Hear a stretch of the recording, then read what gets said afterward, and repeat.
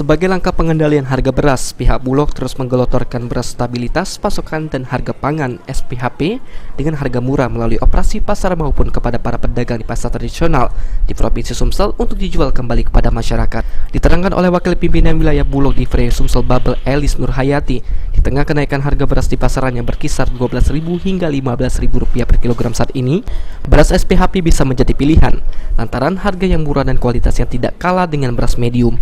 Untuk saat ini beras SPHP sendiri dibanderol di harga Rp9.950 jika dibeli di gudang Bulog. Sementara jika di operasi pasar maupun di pasar tradisional, harga eceran tertinggi head beras SPHP di kisaran Rp10.900 per kilogram atau Rp54.500 untuk kemasan 5 kg.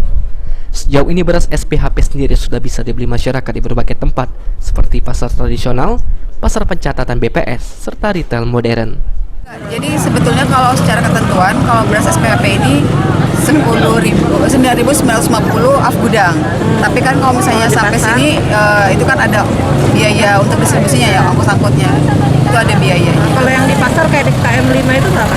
Jadi kalau maksimal penjualannya itu mereka boleh jual di paling maksimal di harga HT beras medium Rp10.900 per kilo.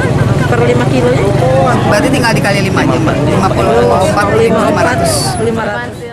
Sandi Pratama, PAL TV.